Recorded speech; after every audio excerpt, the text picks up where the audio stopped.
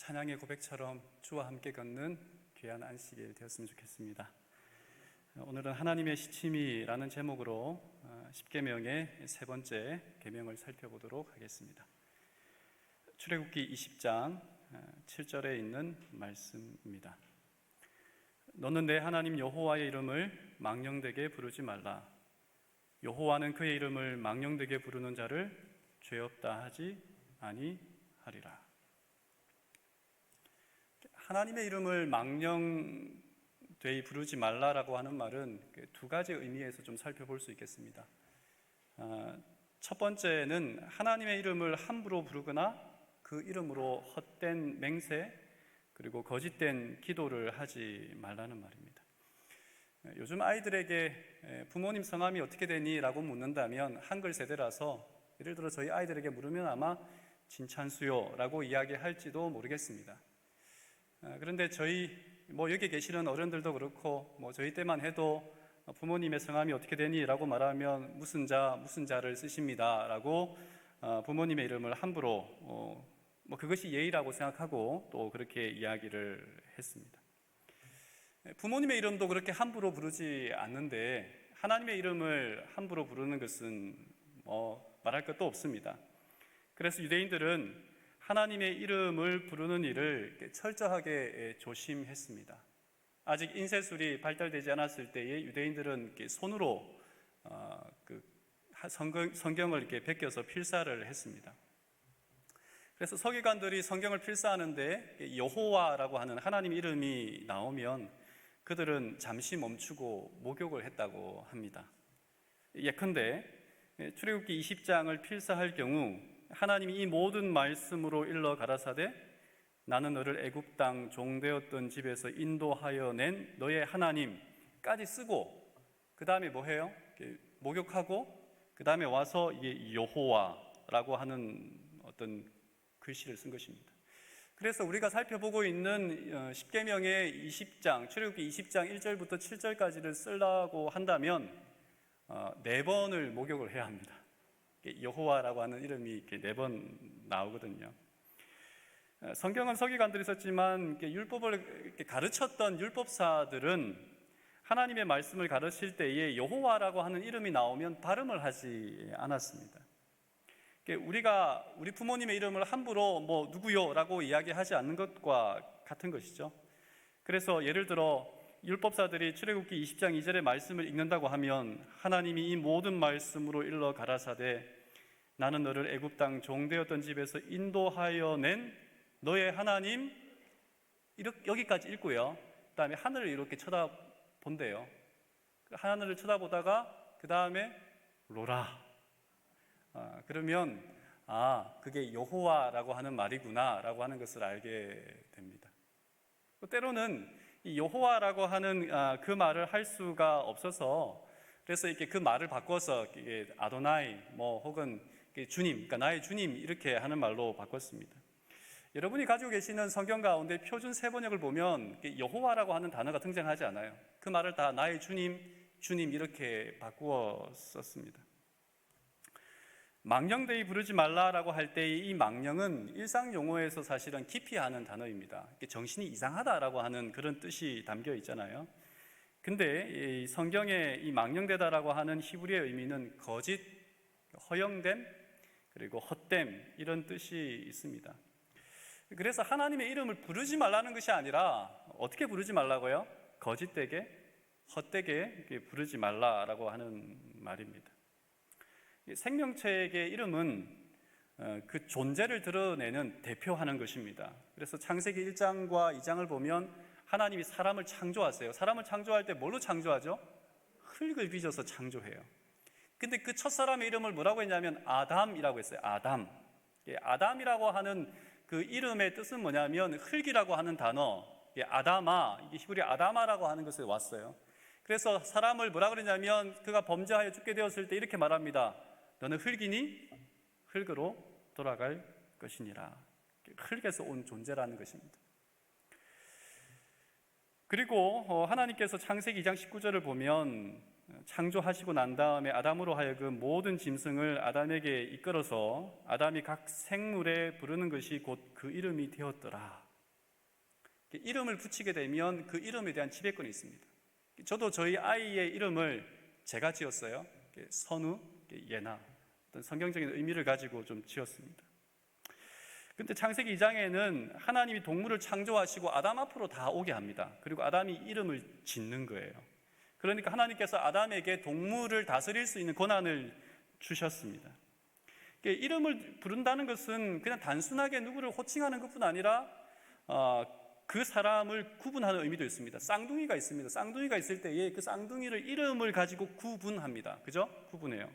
그리고 호랑이와 사자, 그 이름을 가지고 구분합니다.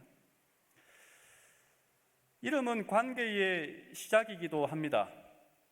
저희 아이가 화가 났을 때 그런 말 많이 하거든요. 자기 오빠에게 내 이름 부르지도 마. 이렇게. 난 오빠하고 상대하기 싫다는 말입니다. 그러니까 이름을 짓게 했다라고 하는 것은, 이름을 가지고 있다는 것은 새로운 관계를 시작한다는 의미도 포함되어 있습니다. 아이들이 말을 배우면서 그리고 이제 쫑알쫑알 하면서 그들의 입에서 붙는 것이 뭐냐, 이게 뭐야, 이게 뭐야, 이게 뭐야 라고 이름을 알아가게 되면서 그들의 생각과 사고의 폭이 넓어지는 거예요. 좁아진 세계가 넓어지는 것이죠. 그래서 굳이 우리가 어느 시인의 이 신말을 이렇게 이야기하지 않아도 어떤 이름을 부른다는 것 자체로 인하여 존재가, 그리고 관계가 시작된다는 것을 보게 되는 것입니다. 이름은 부르라고 주신 것입니다. 그래서 성경에는 출애굽기 20장 24절에 내가 내 이름을 기념하는 모든 곳에서 내게 임하여 복을 주리라, 이렇게 말했어요. 시편 72편 19절에는 그 영화로운 이름을 영원히 찬송할지어다. 이사야 50장 10절에도 여호와의 이름을 의뢰하며 자기 하나님께 의지할지어다. 이름을 부르지 말라는 말이 아니라 이름을 망령되이 부르지 말라는 거예요. 그러니까 이름을 잘 부르라는 것입니다. 사실 부르지 않을 거라면 이름이 주어질 필요가 없어요. 이름을 지을 필요가 없는 것입니다. 하나님은 분명히 여호와라고 하는 이름을 우리에게 알려주셨어요. 그러니 그 이름을 부르지 말라는 말은 아니라는 거죠. 하나님의 이름을 부른다는 것은 우리가 기도할 때마다 성부와 성자와 성령의 이름을 부릅니다. 하늘에 계신 아버지 하나님, 성령 하나님, 예수님 이름을 우리가 부릅니다. 늘상 우리가 불러요. 근데 기도의 말미는 우리의 뭐라고 얘기하냐면 예수님의 이름으로 기도합니다 라고 우리가 기도를 마칩니다. 예수님의 이름으로 기도한다는 말은 무슨 뜻인가요? 예수님의 정신으로, 그리스도의 마음으로 그렇게 살겠다라고 하는 의미도 담겨 있습니다. 요한복음 15장 16절에 예수님께서 이렇게 가르쳐 주셨잖아요. 내 이름으로 아버지께 무엇을 구하든지 다 받게 하려 함이라. 예수님의 이 말씀은 기도의 말미에 내 이름으로 기도를 끝내면 무슨 기도든 다 이루어 주시겠다라고 하는 그 말씀이 아닙니다. 가령 제 아들이 제가 잘 아는 가게에 갔습니다. 그래서 제 아들이 이렇게 말하는 거예요. 제 아버지 진찬수의 이름을 달아놓고 담배 한 보루만 주세요 라고 한다고 한다면 어떻게 했습니까? 근데 한신혜 집사님이 운영하는 별내 서점에 가서 집사님, 제가 돈을 안 가지고 왔는데 제 아버지 이름 달아놓고 성경책 하나만 살 수 있겠습니까? 라고 한다면 가능하겠습니까? 가능하죠. 그러니까 우리가 예수님의 이름으로 기도한다는 말은 예수님의 이름에 걸맞는 삶을 살겠다는 말입니다. 우리가 하나님의 이름을 부른다, 하나님의 이름을 우리가 이렇게 놓고 기도한다라고 말하는 것은 여호와의 이름을 망령되이 부르지 않는 그런 계명의 정신이 거기에 있는 거예요. 민권 운동과 반전 시위로 들끓던 1960년대 미국에서 한 하버드 법대생이 졸업식에서 다음과 같이 연설을 했습니다. 우리의 거리들은 혼란에 빠져 있습니다. 대학들은 폭동과 소요를 일삼는 학생들로 가득 차 있습니다. 공산주의자들은 우리나라를 호시탐탐 파괴하려는 중입니다. 소련의 힘으로 우리를 위협하고 있습니다. 그리고 국가는 위험에 처해 있습니다. 그렇습니다. 안으로부터의 위험, 또 외부로부터의 위험, 우리는 법과 질서가 필요합니다. 법과 질서 없이 우리나라는 살아남을 수 없습니다. 청중들이 박수를 막 치기 시작합니다. 그러자 이 박수 소리가 조금 잦아들자 그 학생이 청중들에게 조용히 말합니다. 지금 말한 것은 1932년 독일의 아돌프 히틀러가 나치 당원들 앞에서 연설한 것입니다 라고 이야기를 했어요. 세계 2차 대전 당시 독일의 신학자들과 교회들은 히틀러의 나치 정권을 옹호해야만 했습니다. 독일 최고의 신학자들로 알려진 교수들이 전쟁 동원령의 선전 연설에 불려다니면서 젊은이들에게 히틀러와 함께하고 이 전쟁에 함께해야 되는 당위성을 이야기할 뿐 아니라 그러면서 그들이 외쳤던 말이 이 말이에요. 하나님이 우리와 함께 하신다. 이것이 새겨진 군복을 입고 독일 청년들은 전쟁에 참여했습니다. 하나님의 뜻이라고 이야기하며 수많은 사람들을 정복하고 죽이고 살생하면서 이 전쟁에 임했습니다. 하나님의 뜻입니다. 이것이 하나님이 우리와 함께하는 일입니다 라고 말하면서 말입니다. 이 어처구니 없는 일이 때때로 우리의 삶 속에서 일어난다고 여러분 고백하지 않을 수 없습니다.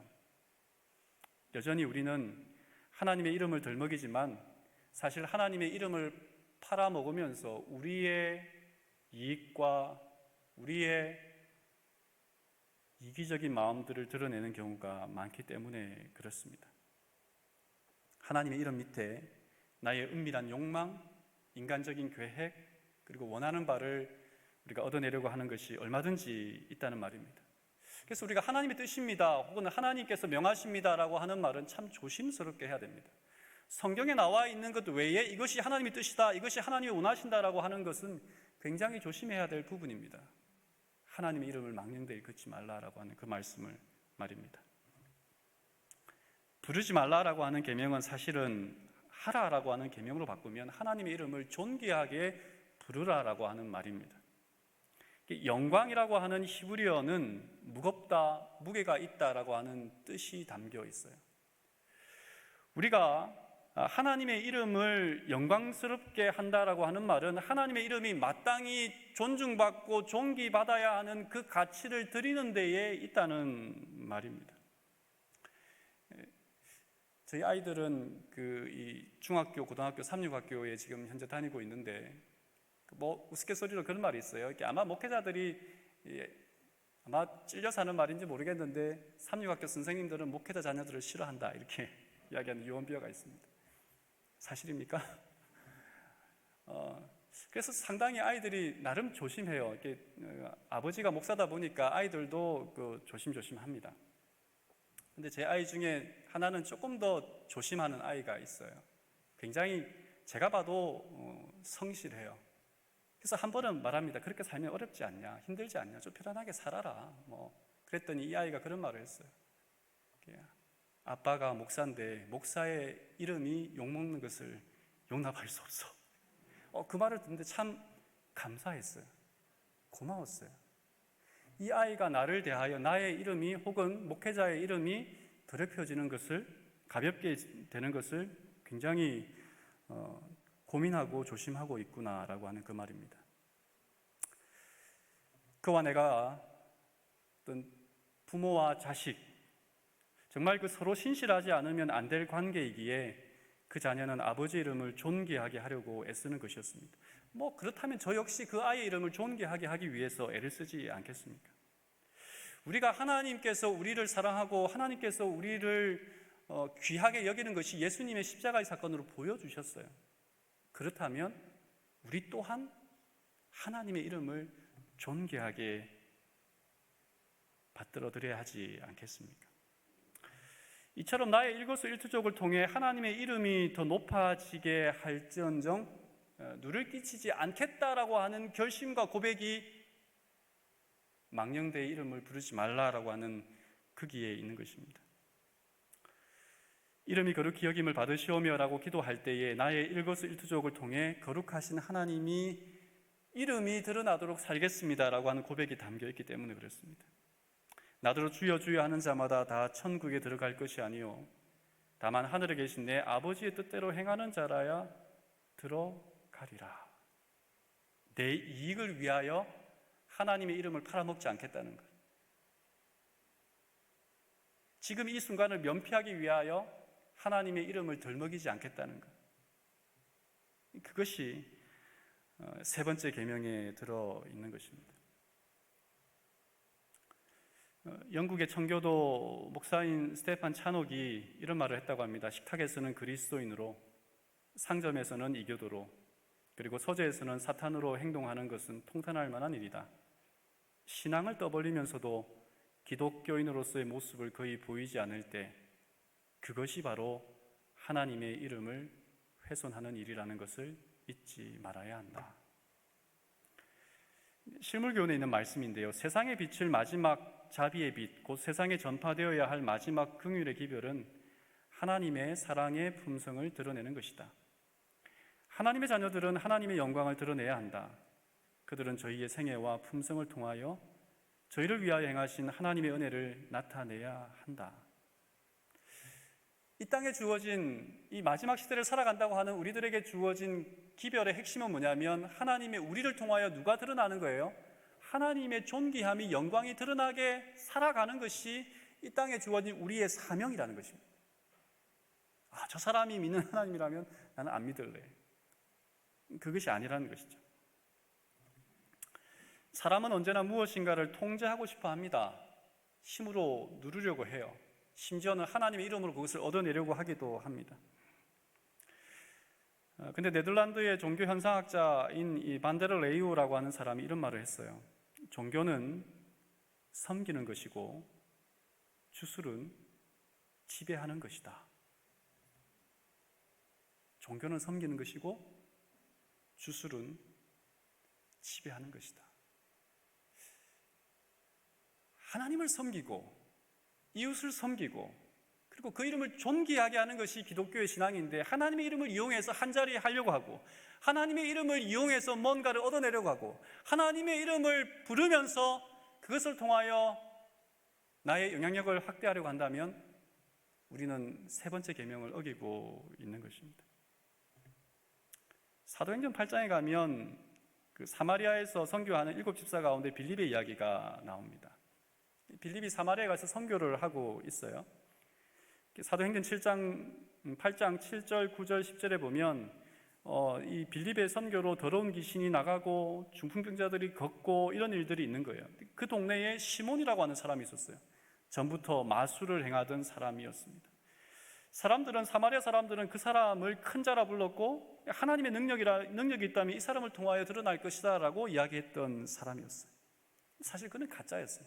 마술사였으니까. 온갖 사람들의 눈을 속이는 그런 사람이었던 거예요. 근데 빌립이 와서 선교하는 그 전도회에 참여하게 되면서 이 시몬이 회심합니다.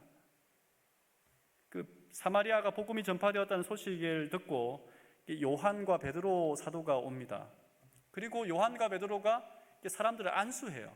안수하니까 성령이 임하는 것을 경험하게 됩니다. 그때 사도행전 8장 18절 19절을 보면 시몬이 사도들의 안수로 성령 받는 것을 보고 돈을 들여 이르되 이 권능을 내게도 주어 누구든지 내가 안수하는 사람은 성령을 받게 하여 주소서 하니. 뭐 하고 싶다고요? 돈으로라도 뭘 사고 싶은 거예요? 하나님의 능력을 사고 싶은 거예요. 옛 모습이 드러난 것이죠. 때때로 우리는 여러 방편으로 이런 시몬과 같은 잘못을 범할 때가 있습니다.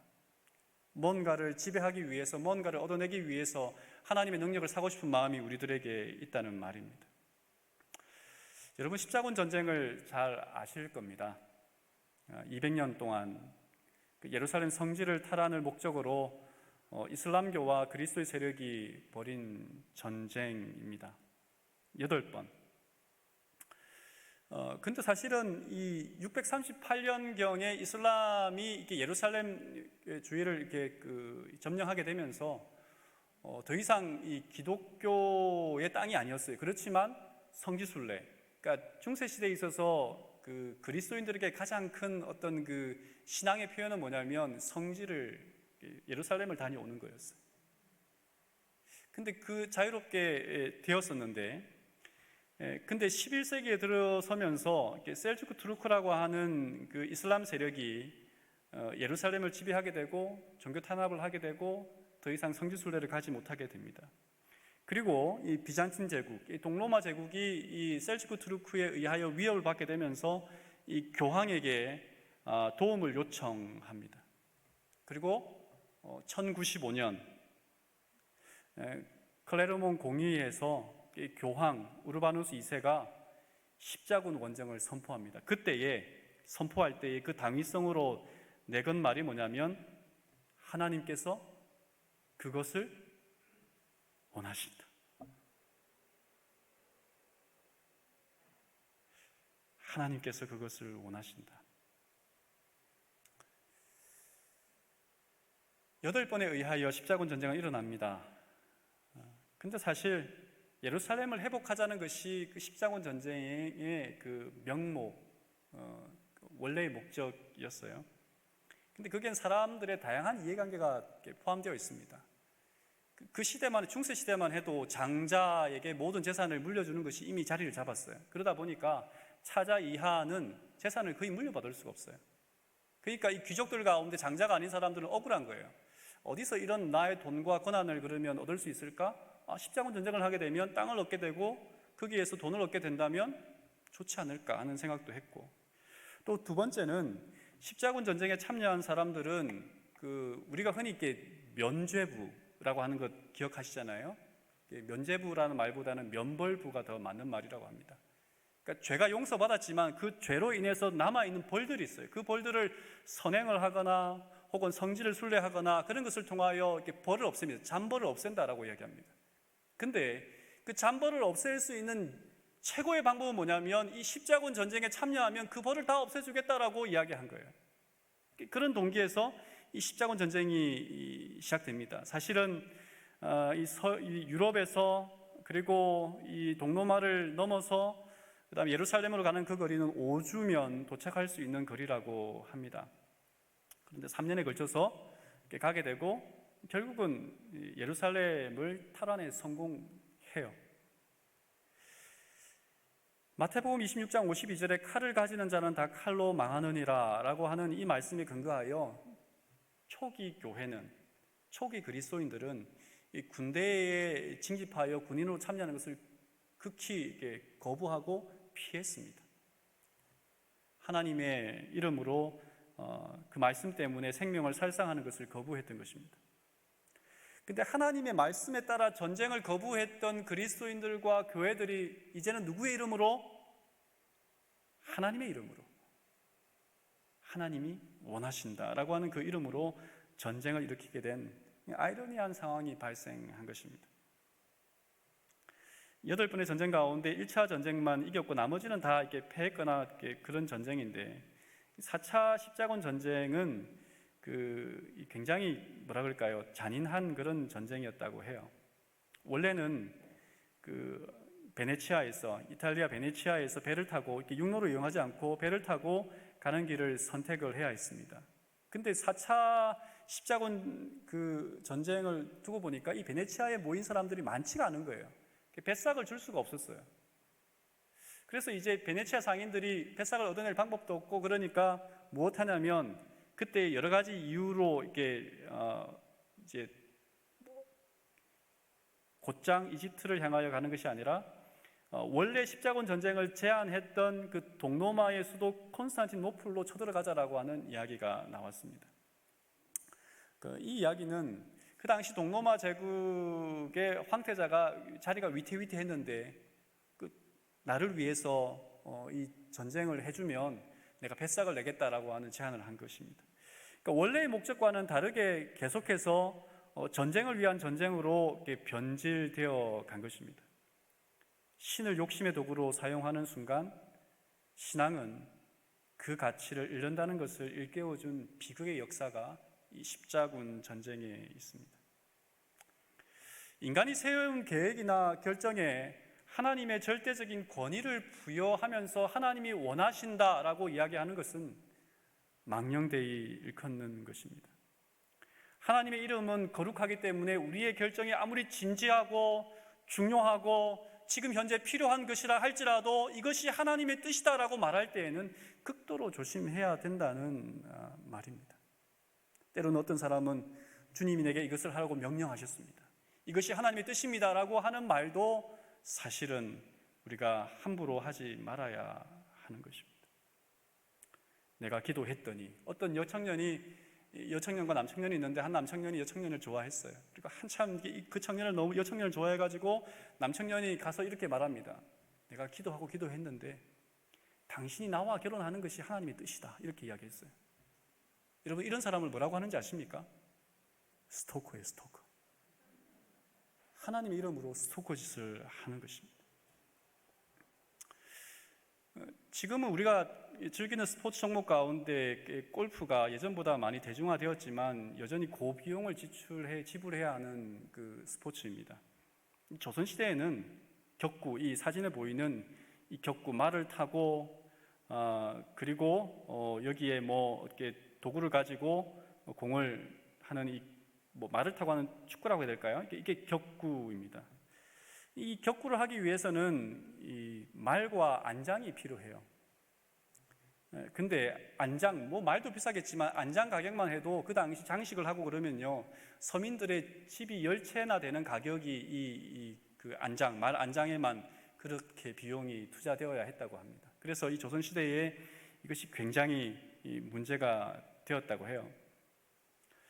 고려시대에는 귀족들이 즐겨하던 고급 스포츠는 이 매사냥이었습니다. 매를 날려보내서 이 매가 토끼나 꿩과 같은 짐승을 잡아오는 그런 그것을 즐기는 것이 귀족들이 하는 스포츠였어요. 저마다 자기 매를 가지고 이게 이제 내기를 하지 않겠습니까? 내 거는 뭘 잡아왔느니, 뭘 잡아왔느니 이렇게 내기를 하겠죠.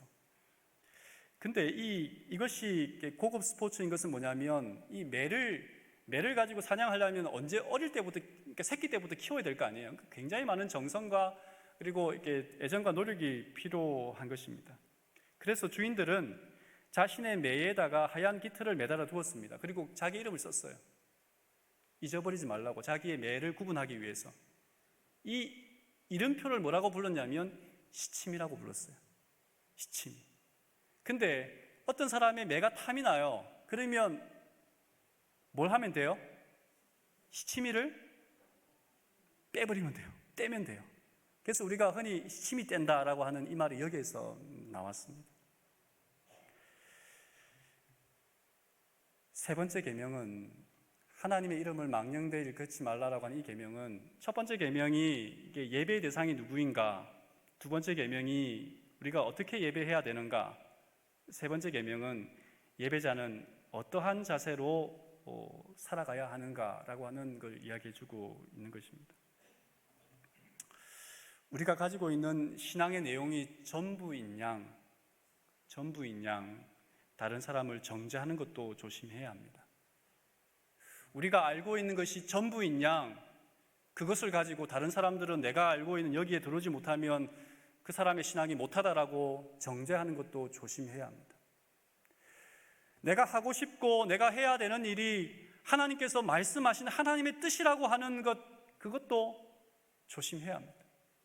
그리스도인은 구도인입니다. 구도자입니다. 하나님의 말씀을 따라 하나님의 말씀을 구하고 그것이 무엇을 의미하며 어떻게 살아가야 하는지 오늘도 한 발자국 한 발자국 하나님 앞에 구도자로 살아가는 사람들이 그리스도인들이에요. 그런데 내가 하는 것이 전부인 양, 내가 가진 것이 그것이 옳은 것인 양, 그렇게 이야기하는 것은 굉장히 조심해야 한다는 말이죠.